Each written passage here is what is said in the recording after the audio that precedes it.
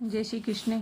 राधे राधे। माँ भगवती लक्ष्मी और भगवान विष्णु का आशीर्वाद सदैव हम सब पर बना रहे। कार्तिक मास के शुक्ल पक्ष की एकादशी को देव उठनी एकादशी या प्रबोधिनी एकादशी के नाम से जाना जाता है। इस साल 2025 में यह एकादशी 2 नवंबर वार रविवार के दिन पड़ रही है। वैसे तो एकादशी तिथि का प्रारंभ 1 नवंबर को ही हो जाएगा, लेकिन हम देव उठनी एकादशी 2 नवंबर को मनाएंगे। देव उठनी एकादशी पर भगवान विष्णु की विधि विधान से पूजा करके उनको जगाया जाता है।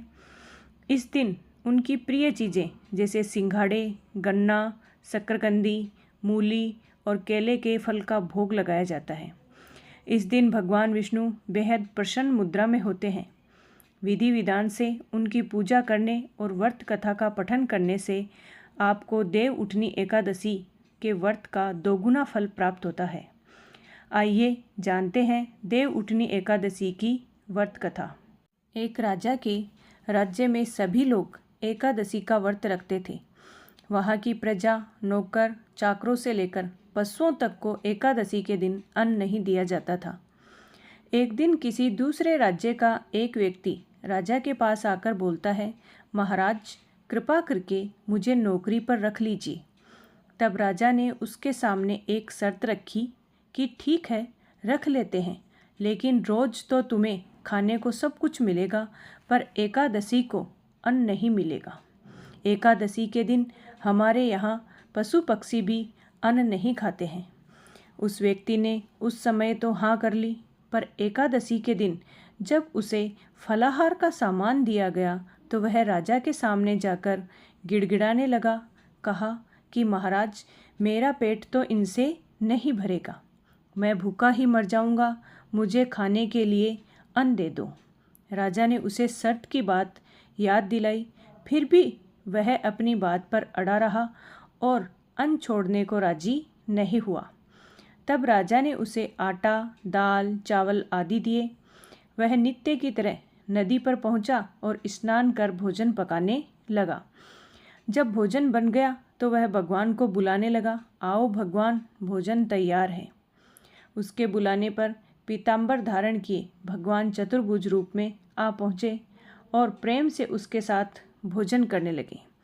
भोजन आदि करके भगवान अंतर्ध्यान हो गए और वह अपने काम पर चला गया। 15 दिन बाद अगली एकादशी को वह राजा से कहने लगा, महाराज मुझे दुगुना सामान दीजिए। उस दिन तो मैं भूखा ही रह गया। राजा ने पूछा, क्या बात है कि उस दिन इतना सामान दिया था फिर भी आप भूखे रह गए? तो उसने कहा कि मेरे साथ मेरे भगवान भी खाते हैं, इसलिए हम दोनों के लिए यह सामान पूरा नहीं होता। यह सुनकर राजा को बड़ा आश्चर्य हुआ। वह बोला, मैं मान नहीं सकता कि भगवान तुम्हारे साथ खाते हैं। मैं तो इतना व्रत रखता हूँ, पूजा करता हूँ, पर भगवान ने कभी मुझे दर्शन नहीं दिए। राजा की बात सुनकर वह बोला, महाराज यदि विश्वास न हो तो साथ चलकर देख लीजिए। राजा एक पेड़ के पीछे छिपकर बैठ गया। उस व्यक्ति ने हर रोज की तरह भोजन बनाया और भगवान को शाम तक पुकारता रहा, पर फिर भी भगवान नहीं आए। अंत में उसने कहा, हे भगवान, यदि आप नहीं आए तो मैं नदी में कूदकर प्राण त्याग दूंगा। फिर भी भगवान नहीं आए। तब वह प्राण त्यागने के उद्देश्य से नदी की तरफ बढ़ा। उसने सोचा, आज भगवान नहीं आएंगे, तो वह नदी की तरफ अपने प्राण त्यागने के लिए चल पड़ता है। प्राण त्यागने का उसका दृढ़ इरादा जानकर भगवान प्रकट हो गए और उसे रोक लिया और साथ बैठकर भोजन करने लगे। खा पीकर वे उसे अपने विमान में बिठाकर अपने धाम ले गए। यह देख राजा ने सोचा कि व्रत उपवास से तब तक कोई फायदा नहीं होता जब तक मन शुद्ध न हो। उससे राजा को ज्ञान मिला।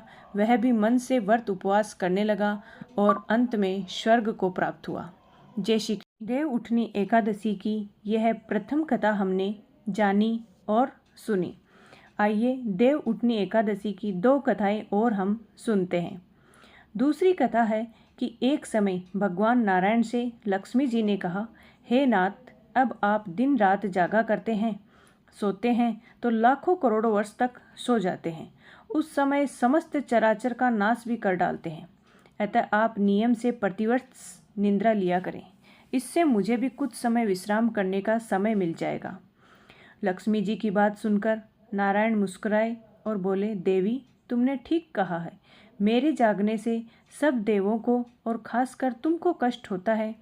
तुम्हें मेरी सेवा से जरा भी अवकाश नहीं मिलता, इसलिए तुम्हारे कथन के अनुसार आज से मैं प्रतिवर्ष 4 मास वर्षा ऋतु में शयन किया करूँगा। उस समय तुमको और देवगणों को अवकाश प्राप्त होगा। मेरी यह निद्रा अल्प निद्रा और प्रलयकालीन महानिद्रा कहलाएगी। यह मेरी अल्प निद्रा मेरे भक्तों को परम मंगलकारी, उत्सवप्रद तथा पुण्यवर्धक होगी। इस काल में मेरे जो भी भक्त मेरे शयन की भावना कर मेरी सेवा करेंगे और शयन और उत्पादन के उत्सव आनंद पूर्वक आयोजित करेंगे, उनके घर में तुम्हारे सहित मैं निवास करूँगा।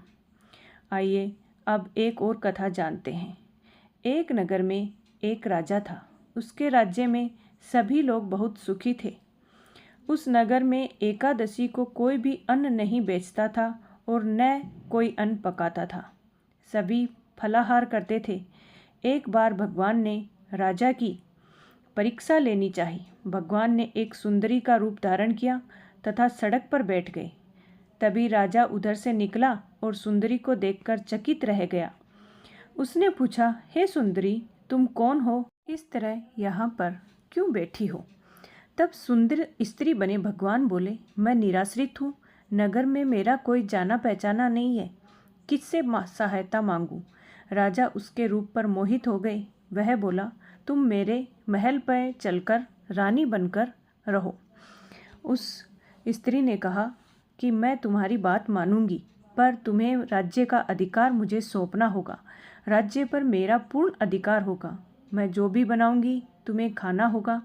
राजा उसके रूप पर मोहित था, अतः उसकी सभी शर्तें स्वीकार कर ली। अगले दिन एकादशी थी। रानी ने हुक्म दिया कि बाजारों में अन्य दिनों की तरह अन्न बेचा जाए। उसने घर में मांस मछली पकवाई और परोसकर राजा से खाने के लिए कहा। यह देखकर राजा बोला, रानी, आज एकादशी है, मैं तो केवल फलाहार ही करूँगा। तब उस रानी ने कहा कि आपको शर्त याद है, या तो खाना खाओ, नहीं तो बड़े राजकुमार का सिर काट दूंगी। राजा ने अपनी स्थिति बड़ी रानी से कही तो बड़ी रानी बोली, महाराज, धर्म न छोड़ें, बड़े राजकुमार का सिर दे दें। पुत्र तो फिर मिल जाएगा, पर धर्म नहीं मिलेगा। इस दौरान बड़ा राजकुमार खेल कर आ गया। माँ की आंखों में आंसू देखकर वह रोने का कारण पूछने लगा, तो माँ ने उसे सारी बात बता दी। तब वह बोला, मैं अपना सिर देने के लिए तैयार हूँ। पिताजी के धर्म की रक्षा होगी, जरूर होगी। राजा दुखी मन से राजकुमार का सिर देने को तैयार हो गया। रानी के रूप में भगवान विष्णु प्रकट होकर असली बात बताई। राजन, तुम इस कठिन परीक्षा में पास हुए। भगवान ने प्रसन्न मन से राजा से वर मांगने को कहा। तो राजा बोला, आपका दिया सब कुछ है, हमारा उद्धार करें। उसी समय वहाँ एक विमान उतरा। राजा ने अपना राज्य पुत्र को सौंप दिया और विमान में बैठकर परम धाम को चला गया। जय श्री कृष्ण। राधे राधे। अगर आपको वीडियो में दी गई जानकारी अच्छी लगी हो तो वीडियो को लाइक एंड शेयर ज़रूर करें तथा चैनल को सब्सक्राइब करना ना भूलें। जय श्री विष्णु।